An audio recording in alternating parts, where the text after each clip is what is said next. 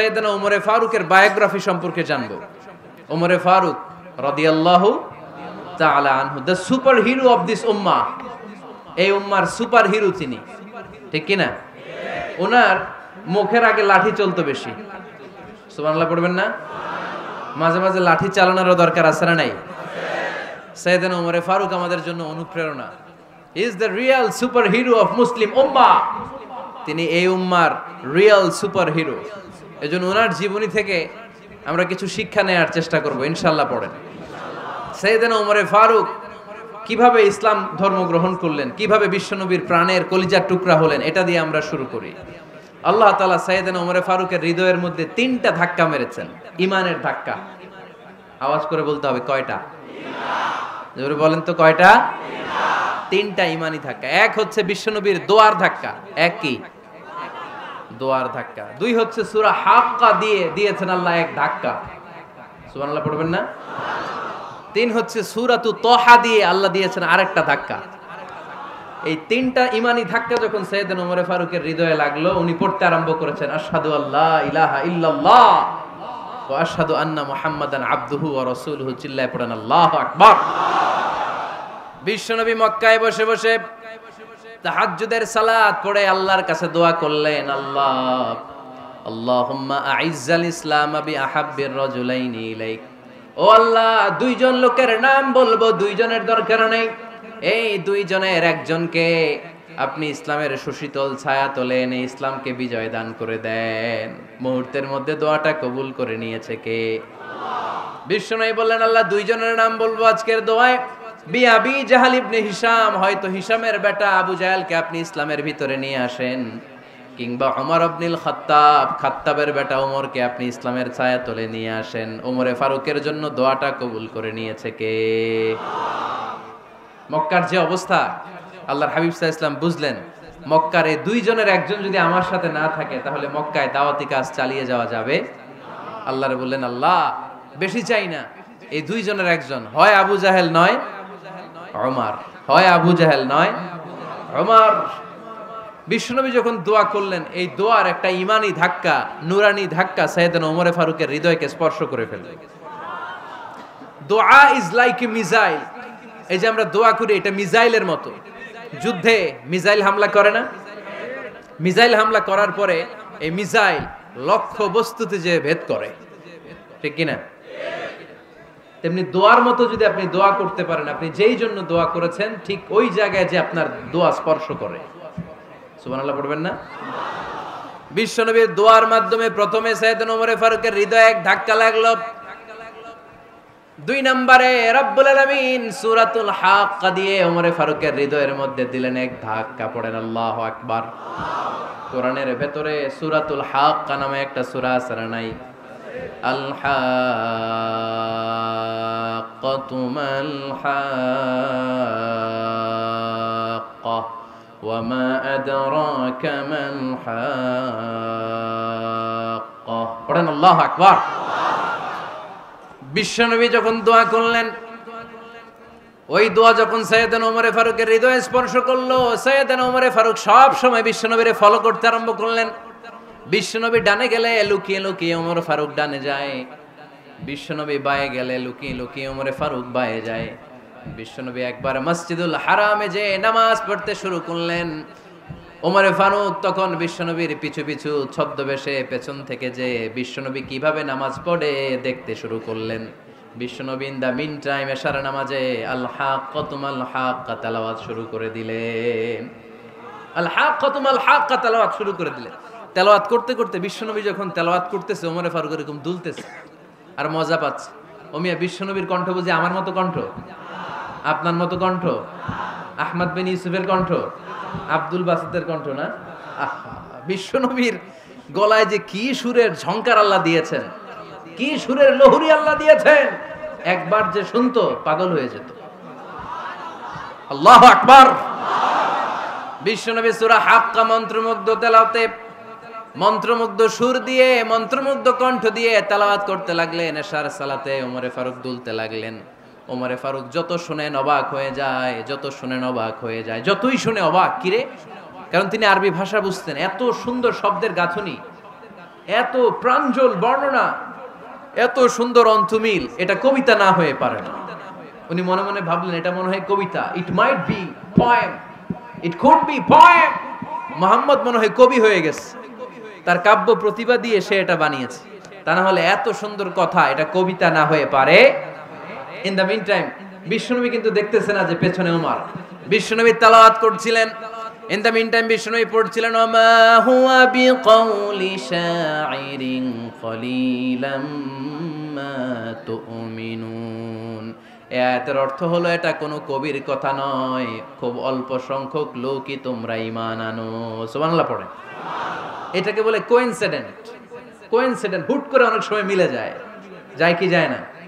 আপনি একজনের কথা ভাবতেছেন ভাবতেছেন, বাজারে গেলেন, বাজারে যেই দেখেন ওই লোকটা দাঁড়ায় আছে, এরকম হয় কি হয় না? কোইন্সিডেন্ট। ওমরে ফারুক মনে মনে যেটা ভাবতেছে ওই কথা দিয়ে বিশ্বনবী তেলাওয়াত করতেছে, আল্লাহু আকবার। বিশ্বনবী যে আয়াত তেলাওয়াত করছিলেন, আয়াতের অর্থ হলো এটা কোনো কবির বানানো কবিতা না, খুব অল্প সংখ্যক লোকই তোমরা ঈমান আনো। ওমরে ফারুক আটকে উঠলেন, থমকে দাঁড়ালেন। ঘটনা কি? আমি মনে মনে ভাবলাম কি এত সুন্দর কথা, এটা তো মানুষের কথা হতে পারে না, এটা নিশ্চয়ই কবিতা, কবির কথা। কিন্তু মুহাম্মদ এখন আবার পড়তেছে ওমা হুয়া বিকাউলি শাইর, এটা কোনো শায়েরের কবির কথা নয়। কলিলাম মা তুমিনুন, অল্পই তোমরা ঈমান আনো। তার মানে আমার মনে যা চলে মুহাম্মদ এটা টের পায়। মুহাম্মদ গণক। নাউজুবিল্লাহ পড়বেন না? মুহাম্মদ অনেক বড় মাপের একজন গণক। মানুষের হৃদয়ে কি চলে, মনে মনে কি ভাবে, মুহাম্মদ না দেখেও বলে দিতে পারে। ইন দা মিন টাইম বিশ্বনবী পরের আয়াতে পড়লেন ওয়ালা বিকাউলি কাহিনিন কলিলাম মা তাযাক্কারুন। এই আয়াতের অর্থ হলো এটা কোনো গণকের বানানো গণনা নয়, খুব অল্প সংখ্যক লোকই তোমরা উপদেশ হিসেবে এটাকে মানো। সুবহানাল্লাহ পড়েন। এবার আর ওমরে ফারুকের সহ্য হয় না, কি আজীব তামাশা। প্রথমে মনে করলাম কবিতা, মোহাম্মদ কয় কবি না, সে কবি না, এটা কবিতা না। তারপর ভাবলাম সে গণক, সে আয়াত পরে পরে বলে দিল এটা গণনা নয়, তাহলে এটা কি? এটা কি কবিতাও না, গণনাও না, তাহলে এটা কি? বিশ্বনবী তখন বললেন তানজিলুম মির রাব্বিল আলামিন। সুবহানাল্লাহ পড়েন। পরের আয়াত ছিল তানজিলুম মির রাব্বিল আলামিন। এটা দুনিয়ার কোনো কবির বানানো কবিতা না, এটা কোনো গণকের গণনা না, এটা কোনো সাহিত্যিকের বানানো সাহিত্য নয়, এটা মহাবিশ্বের পরিচালক রব্বুল আলামিনের কাছ থেকে পাঠানো কিতাব কোরআন। সূরা হাক্কার ধাক্কায় ওমরে ফারুক কাইত। প্রথমে ধাক্কাটা লাগলো যে দোয়া। বিশ্বনবী তাহাজ্জুদে কেঁদে দোয়া করলেন, আল্লাহ হয় আবু জাহেল রে দিবা নাইলে ওমর রে দিবা। ওই দোয়া ওমরে ফারুকের হৃদয়ে ছোঁয়া লেগেছে। এরপর হাক্কা, সূরাতুল হাক্কা দিয়ে দিলে এক ধাক্কা। এই ধাক্কা খেয়ে উথাল পাথাল হৃদয়ের মধ্যে, হায় রে এ কি বাণী, এ কেমন কথা, কে মুহাম্মদ? তারপরও শয়তানের ওয়াসওয়াসা আছে না নাই? আল্লাহ বলে যতই ওয়াসওয়াসা ওমরকে দেয়া হোক, আমি ওমরে ফারুককে এই মুসলিম উম্মতের সেনাপতি বানিয়ে ছাড়বো, আমি সেনাপতি বানাবো। এবার 3 নাম্বার ডোজ। ডাক্তারের কাছে গেলে প্রথমে দেখবেন সিম্পল ডোজ দেয়, নরমাল ওষুধ, এটাতে কাজ না হলে ডোজ বাড়ায়, একেবারে কাজ না হলে অ্যান্টিবায়োটিক মারে, আছে না নাই? আল্লাহ প্রথমে দোয়ার ছোঁয়া লাগালেন, তারপর সূরা হাক্কা দিয়ে ধাক্কা মারলেন, এরপরে রব্বুল আলামিন বলেন এবার 3 নাম্বার ডোজ সূরা তহা দিয়ে আমি তোমার হৃদয়টারে উজালা বানায় দেব রে ওমর। শয়তান ওদিক দিয়ে ওয়াসওয়াসা, খেলা দুই দিক থেকে চলতেছে। আল্লাহ তাআলা হেদায়েতের রাস্তায় টানছে, শয়তান জাহান্নামের দিকে টানছে। ঘোষণা দেয়া হলো মক্কায়, মুহাম্মদের মাথা কেটে এনে দিলে এত এত স্বর্ণ মুদ্রা দেয়া হবে। ওমরে ফারুক রাজি হয়ে গেলেন, নাঙ্গা তলোয়ার নিয়ে বিশ্বনবীর মাথা কাটার জন্য ছুটলেন। নাউজুবিল্লাহ পড়বেন না? বনু জাহরা গোত্রের এক লোক বলে, আইনা ইয়া ওমর, কই যাও? মুহাম্মদের মাথা কাটতে যাই। আরে মুহাম্মদের মাথা কাটতে যাও? তোমার বোন ফাতিমা বিনতে খাত্তাব আর তোমার বোন জামাই সাঈদ কদ সাবা, এরা তো ধর্ম ত্যাগ করে ফেলছে, এটা তো আমাদের ধর্ম ত্যাগ করে মুহাম্মদের ফলোয়ার হয়ে গেছে। আগে ওমর ঘর সামলাও, পরে মুহাম্মদের মাথা কাটতে যেও। ওমরে ফারুক অবাক হয়ে গেলেন, তলোয়ার নিয়ে বিশ্বনবীর দিকে না যে নিজের বাড়ির দিকে চলে গেলেন। বিশ্বনবীর আপন বোন ফাতিমা বিনতে খাত্তাব, বোন জামাই সাঈদ আর খাব্বাব রাদিয়াল্লাহু তাআলা আনহু, তিনজন মিলে সূরা তহা তেলাওয়াত করছিলেন। পড়েন সুবহানাল্লাহ। মক্কায় লুকিয়ে লুকিয়ে দাওয়াত হতো। খাব্বাব রাদিয়াল্লাহু তাআলা আনহু একটা চামড়ার ফলকের মধ্যে সূরা তহার কয়েকটা আয়াত এনে ওমরে ফারুকের বোন আর বোন জামাইকে শিক্ষা দিচ্ছে, ট্রেনিং দিচ্ছে। সুবহানাল্লাহ পড়েন। লুকিয়ে লুকিয়ে ওমরে ফারুক যখন ঘরে চলে আসলেন, এরা তটস্থ হয়ে গেল। সাইয়েদনা খাব্বাব বিছানার তলায় লুকিয়ে গেলেন। ওমরে ফারুক বললেন, দরজা খোলো। ফাতেমা বিনতে খাত্তাব দরজা খোলার পরে নির্মম ভাবে সাইয়েদনা ওমর রাদিয়াল্লাহু তাআলা আনহু বোনের গায়ে আঘাত শুরু করে দিল। বোন জামাইকে আহত করতে শুরু করলো আর বলতে শুরু করলো, তোরা পাগল হলি কেন? কি আছে ওই মুহাম্মাদের মধ্যে? কি জাদু নিয়ে এসেছে? সে যাই বলে লোকজন পাগল হয়ে যায়, সবাই তার উপর কালিমা পড়ে ঈমান এনে ফেলে। কি এমন জিনিস তোদের কাছে আছে যেটা দেখে মুহাম্মদকে তোরা ভালোবাসলি? কি আছে? কি পড়তেছিলি আমারে দেখা। ফাতেমা বলে, ইন্নাকা রিজসুন লা ইয়ামাসসুহু ইল্লাল মুতাহহারুন। ও আমার ভাই ওমর, তুমি নাপাক। তুমি কি? লা ইয়ামাসসুহু ইল্লাল মুতাহহারুন, পবিত্রতা অর্জন না করে এই কোরআন ধরা যায় না। সুবহানাল্লাহ পড়েন। ওমরে ফারুক গোসল করে আসলেন, কারণ ধাক্কা তো আগে কয়েকটা খাইছে। কথা বুঝেন নাই বোধহয়। প্রথমে দোয়ার ধাক্কা, পরে কোন সূরা দিয়ে ধাক্কা? হাক্কা দিয়ে ধাক্কা। 3 নম্বরে এখন আরেকটা ধাক্কা খাবে। গোসল করে আসলেন। ফাতেমা বিনতে খাত্তাব বললেন, গোসল যখন করে এসেছেন, এই নেন। ওমরে ফারুক এবার চামড়ার কাপড়ের মধ্যে সূরা তহার প্রথম আয়াতের দিকে নজর করলেন। নজর করেই কোরআনের প্রেমে পড়ে গেলেন। পড়েন সুবহানাল্লাহ। ওমরে ফারুক পড়তে আরম্ভ করলেন, তহা মা আনজালনা আলাইকাল কুরআনা লিতাশকা ইল্লা তাযকিরাতাল লিমান ইয়াখশা তানজিলাম মিম্মান খালাকাল আরদা ওয়াস সামাওয়াতিল উলা। সুবহানাল্লাহ পড়েন। উনি পড়তে আরম্ভ করলেন, তহা মা আনজালনা আলাইকাল কুরআনা লিতাশকা, এই কোরআনকে আমি তোমাদের হতভাগ্য জাতি হিসেবে দুনিয়ায় থাকার জন্য পাঠাই নাই। এটা রব্বুল আলামিনের পক্ষ থেকে এসেছে। যারা রবকে ভয় করে তাদের জন্য আছে উপদেশ। যিনি আকাশ বানিয়েছেন, জমিন বানিয়েছেন, ওই আল্লাহ তাআলা নিজেই এই কোরআন পাঠিয়েছে। আওয়াজ করে পড়তে হবে, আল্লাহু আকবার। উনি খুব ভালো আরবি জানতেন। সূরা তহা পড়ার পরে আর ধৈর্য ধারণ করতে পারে না। ওমরে ফারুক ছোট্ট বাচ্চার মতো কান্না শুরু করে দিলেন। আল্লাহু আকবার। সূরা তহাটা হাতে নিয়ে, তলোয়ারটা হাতে নিয়ে বিশ্বনবীর দিকে ছুটতে আরম্ভ করলেন। আইনা মুহাম্মদ, কোথায় মুহাম্মদ? তোমরা আমাকে মুহাম্মাদের কাছে নিয়ে চলো। বিশ্বনবী তখন সাফা পাহাড়ের পাদদেশে দারুল আরকাম ইবনে আলকামের ঘরে লুকিয়ে লুকিয়ে কোরআনের দাওয়াত দিতেন। ওমরে ফারুককে পাগলের মতো ছুটে আসতে দেখে বিশ্বনবীর চাচা হামজা ইবনে আব্দুল মুত্তালিব বলল, নবী আপনি পালান। ওই যে খাত্তাবের বেটা ওমর আপনাকে অপমান করার জন্য, আক্রমণ করার জন্য তেরে এসেছে। সাহাবীরা বললেন, নবী আপনি পালিয়ে যান, আমরা সামাল দেব। বিশ্বনবী বললেন, না আমি পালাবো না, বরং তোমরা সরে যাও। ওমর ইবনুল খাত্তাবকে আমার দরবার পর্যন্ত আসতে দাও। আমার তো মনে হচ্ছে ওই যে তাহাজ্জুদের নামাজ শেষে চোখের পানি ছেড়ে যে আমি আল্লাহর কাছে দোয়া করেছি, আজকে আমার ওই দোয়াটা কবুল হতে শুরু করেছে। আমার তো মনে হচ্ছে আমার দোয়া কবুল হবে, আসতে দাও।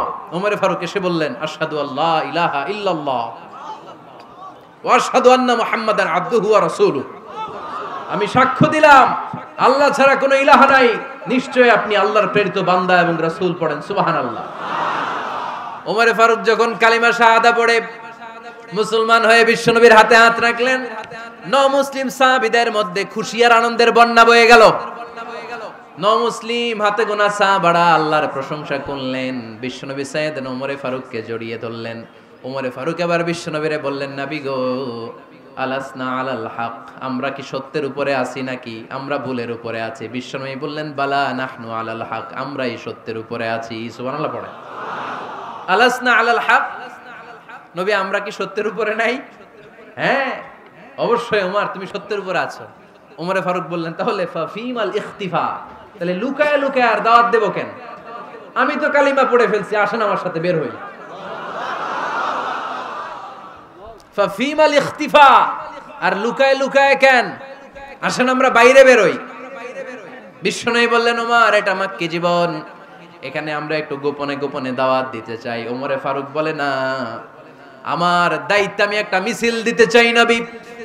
আল্লাহর নামের তাকবীর দিতে দিতে দারুল আরকাম থেকে শুরু করে মসজিদুল হারাম পর্যন্ত একটা মিছিল দিয়ে আমি মক্কা কাঁপাইয়া দেব। অনুমতি দেন। বিশ্বনবী দিতে চায় না। ওমর ফারুক অনেক বুঝানোর পরে স্বল্প পরিসরের একটা অনুমোদন পাওয়া গেল বিশ্বনবী সাল্লাল্লাহু আলাইহি ওয়াসাল্লামের কাছ থেকে। কিন্তু মিছিল যে দিবে, মিছিলের জন্য লোকের দরকার আছে না নাই? এখানে লোক নাই, আমি একাই মিছিল দিতেছি। এটা জমবে? মিছিল জমবে? খুঁজে উনি 11 জন মুসলিম সাহাবা পেলেন। কয়জন? ওমরে ফারুক বললেন 11 জনই সই। এই 11 জন নিয়েই আমি আল্লাহর নামের তাকবীর দেব। 2 লাইন করলেন। কয় লাইন? 2 লাইন। পেছনে 6 জন, আর এই লাইনের নেতা বানালেন বিশ্বনবীর চাচা হামজাকে রাদিয়াল্লাহু তাআলা আনহু। আর সামনে 5 জন, তার আগে দাঁড়ালেন উনি নিজেই। তাহলে 6 6 12। বললেন এই 2 লাইনই আমরা তাকবীর দিতে দিতে, বেশি না, এই দারুল আরকামের ঘর থেকে, আপনারা জানেন যে সাফা মারওয়া এখন যে সাই হয়, এই সাফার পাদদেশে ছিল দারুল আরকামের ঘর। উনি বললেন এখান থেকে ওই যে কাবার গিলাফ দেখা যায়, কাবার গিলাফ পর্যন্ত আমরা এই তাকবীর নিয়ে ওখানে যাব। সুবহানাল্লাহ পড়বেন না? ওখানে উনি দাঁড়িয়ে ছোট্ট একটা ভাষণ দিয়েছিলেন। উনি বলেছিলেন, মান আরাদা আন তাসকুলা উম্মু ওয়া ইয়াতামা ওয়ালাদু ওয়া তারমিলা যাওজাতুহু ফালিয়াসুদ্দানি। খেয়াল করে শুনেন, কান দুইটা খরগোশের কানের মতো খাড়া করেন। উনি এক বাক্যের একটা ভাষণ দিলেন। ভাষণ দিতে জানলে বড় ভাষণ দেয়া লাগে না।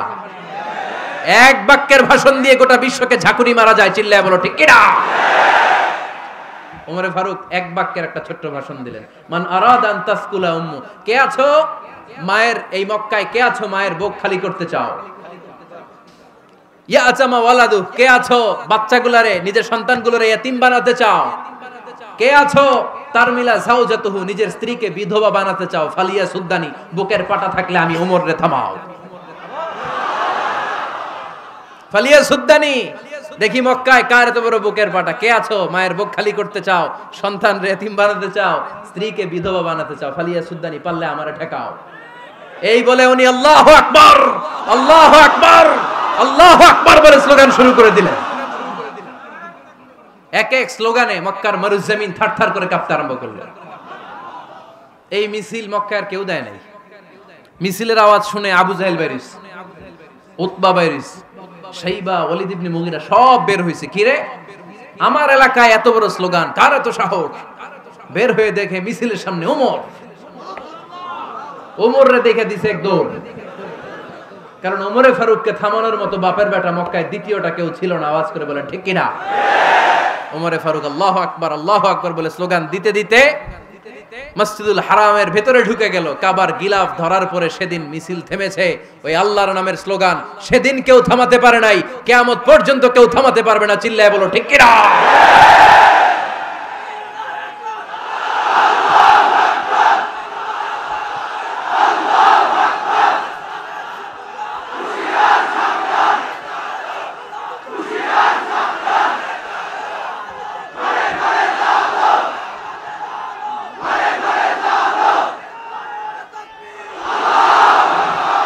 ওইরকম একটা ওমরের দরকার, আমাদের বেশি চাই না। জোরে বলেন ঠিক কিনা?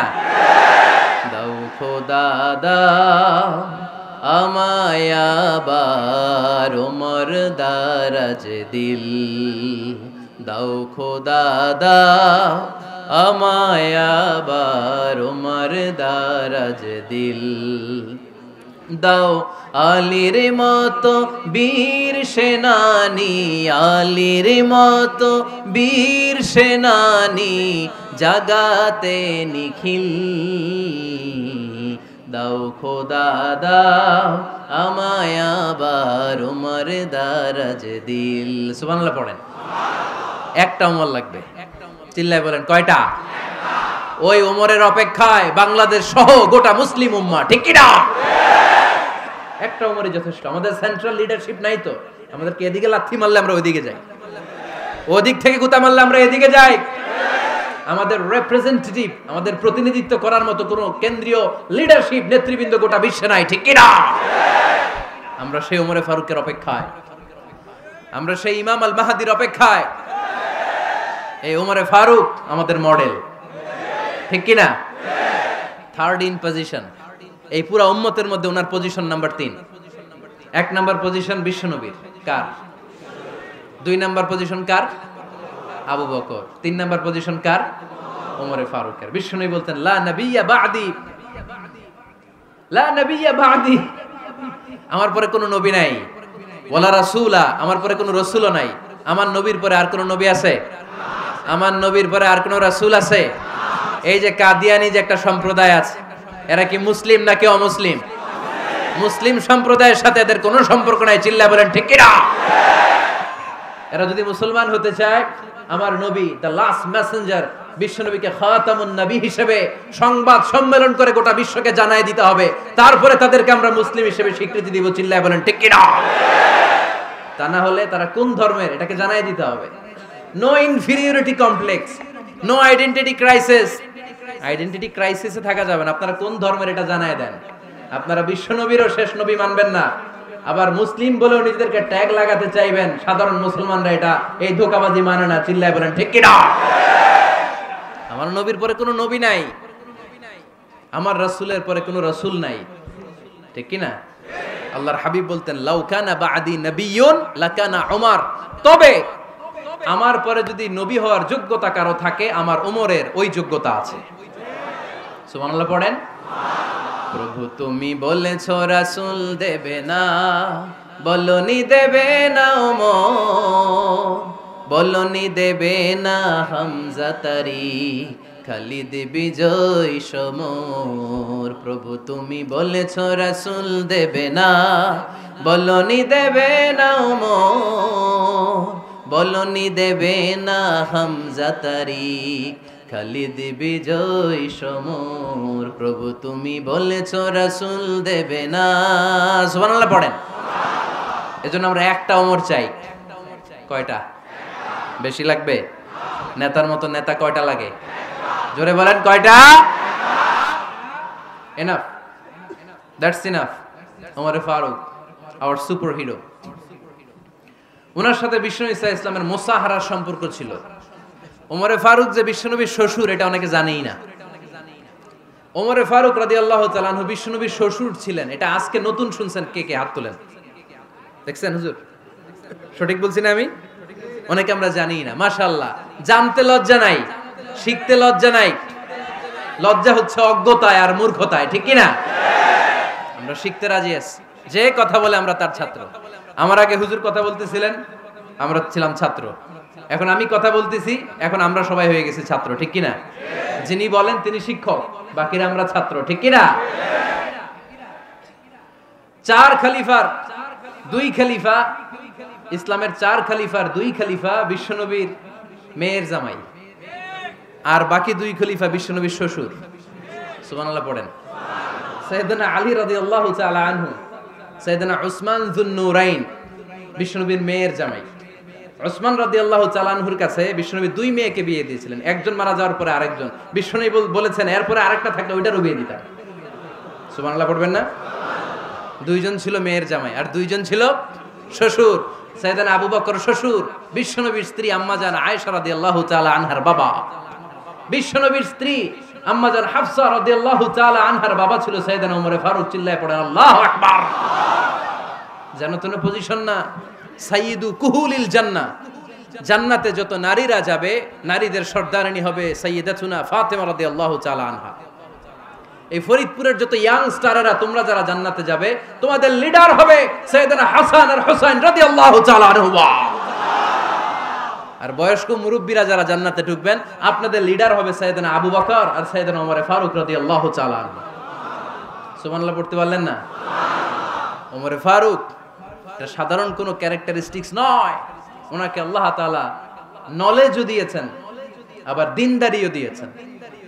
আমার দিনী ভাইয়েরা খেয়াল রাখবেন, কোনো আলেমের মধ্যে বা কোনো নেতার মধ্যে যদি এই দুইটার সমন্বয় আপনি পান, যে তার জ্ঞানও আছে আবার দিনদারিও আছে, he belongs the knowledge and he belongs the taqwa, সে গোটা বিশ্বকে জয় করে ফেলবে, ঠিক কি না? যার মধ্যে জ্ঞান আছে, যার মধ্যে তাকওয়া আছে, তারে কেউ থামায় রাখতে পারে? ওমরে ফারুককে এই 2 নেয়ামত দিয়ে ধন্য করেছে কে?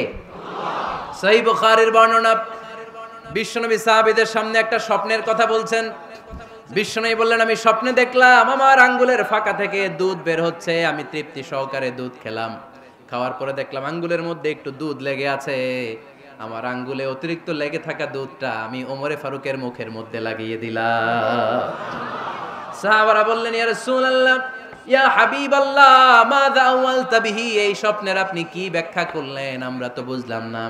বিশ্বনবী বললেন, আওয়ালতু বিহি আল ইলম, আমি এই দুধ দিয়ে জ্ঞানের ব্যাখ্যা করেছি, কারণ ওমরকে আল্লাহ যেই জ্ঞান দিয়েছে গোটা বিশ্বের কাউকে এত জ্ঞান দেয় না। এজন্য স্বপ্নে যদি কেউ দেখেন যে আপনি দুধ খাচ্ছেন, তার মানে আল্লাহ তাআলা আপনার জ্ঞান বাড়ায় দিবে। ওমরে ফারুককে দুধ খেয়ে অতিরিক্ত দুধের অংশটা বিশ্বনবী আবু বকর রাদিয়াল্লাহু তাআলা আনহুর মুখে দেন নাই, সাইয়েদনা উসমানের মুখে দেন নাই, আলী রাদিয়াল্লাহু তাআলা আনহুর মুখে দেন নাই। স্বপ্নে ওই অতিরিক্ত লেগে থাকা দুধটা বিশ্বনবী ওমরে ফারুকের ঠোঁটের মধ্যে লাগিয়ে দিয়েছেন।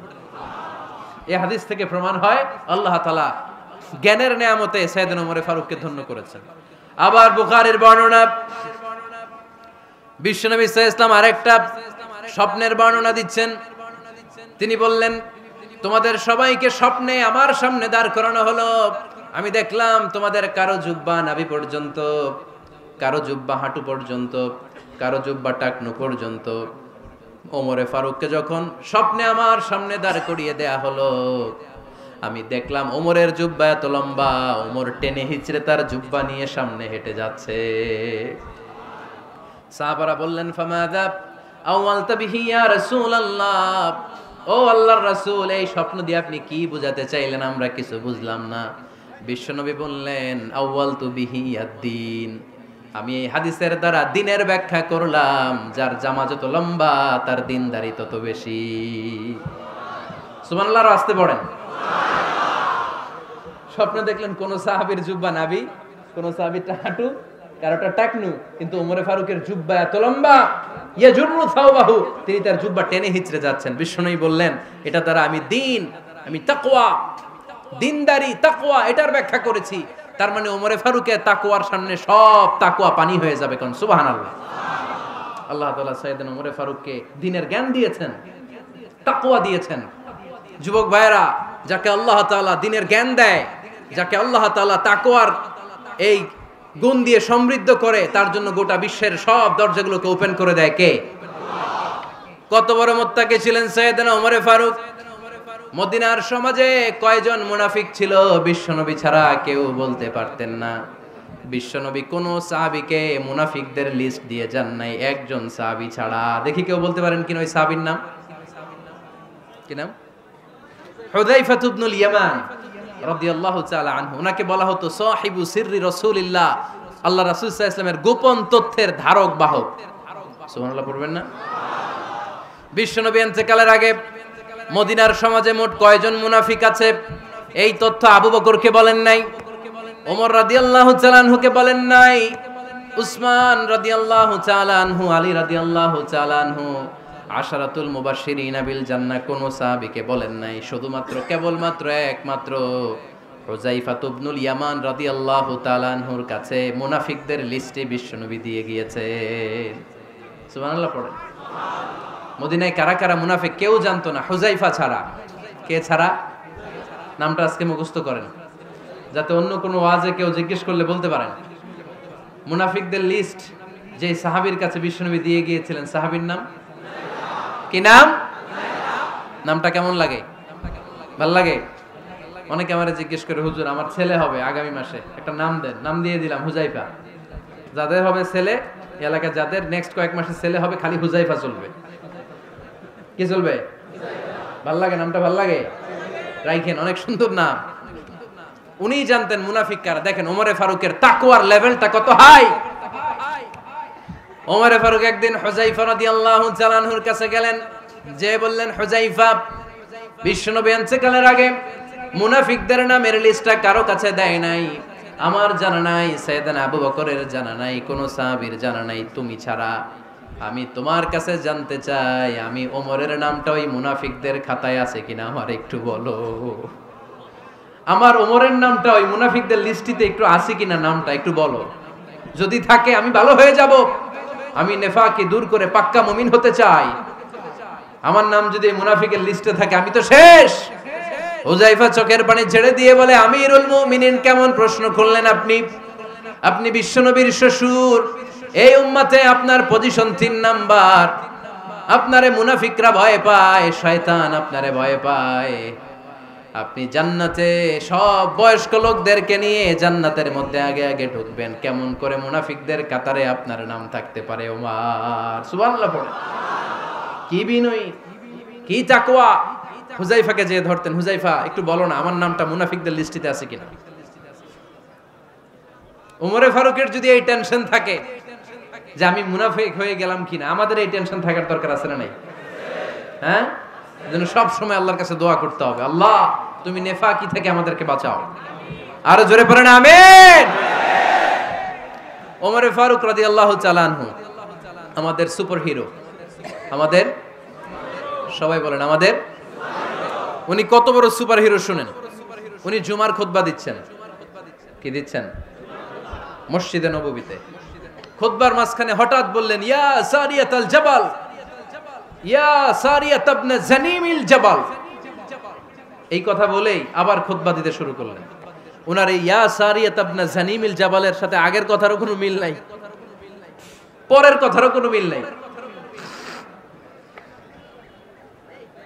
জুমার নামাজের পর মুসল্লি সাহাবারা ধরলেন, বললেন, ইয়া আমিরাল মুমিনিন। খুতবার মাঝখানে হঠাৎ করে ইয়া সারিয়াত ইবনে জালিমিল জাবাল বলে আপনি চিৎকার করলেন কেন?